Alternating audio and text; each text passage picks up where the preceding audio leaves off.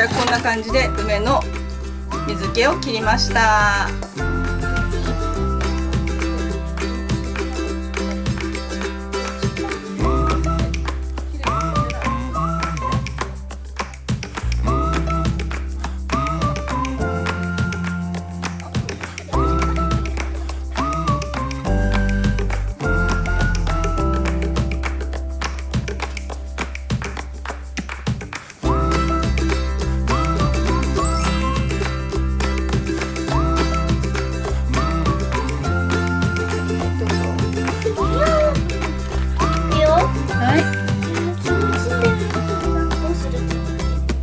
はい、今はねここの中のヘタを取ってます。そしてじゃん。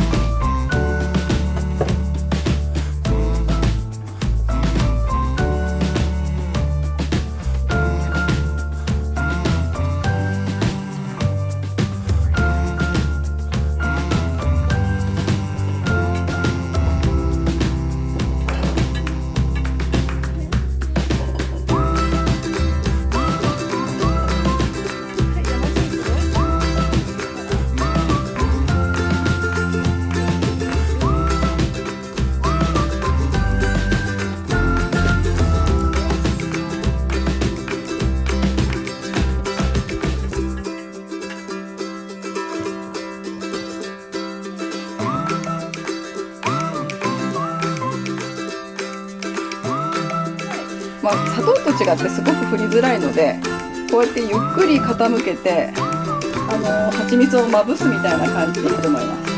これを毎日繰り返してね、梅のシロップを出していきたいと思います。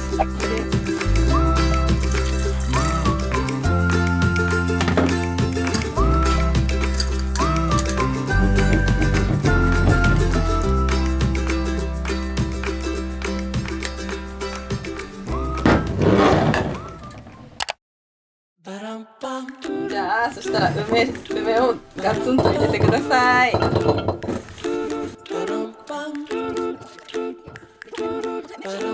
回ね 500g の梅を使ってで、そしてお酒の方は 720ml、 そして蜂蜜は 500g で作っていきたいと思います。いいよ入れちゃっていいよ。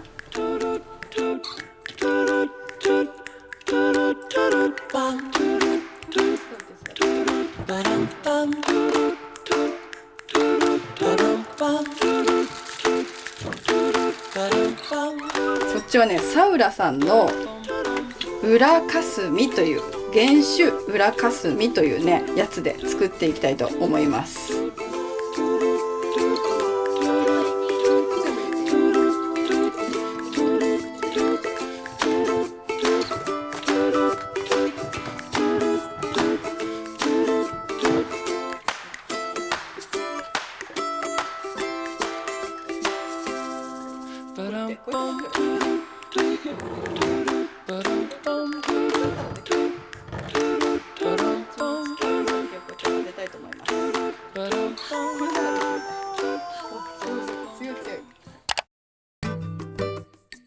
はい、ということでね今回の梅シロップ作りはいかがだったでしょうか。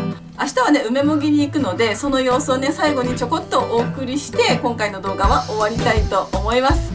もしね今回の動画を見て面白かった、梅シロップ作ってみたい、梅酒作ってみたいと思っていただけたらぜひ高評価ボタンとチャンネル登録よろしくお願いします。それではまた次回の動画でお会いしましょう。じゃあねー、バイバイ。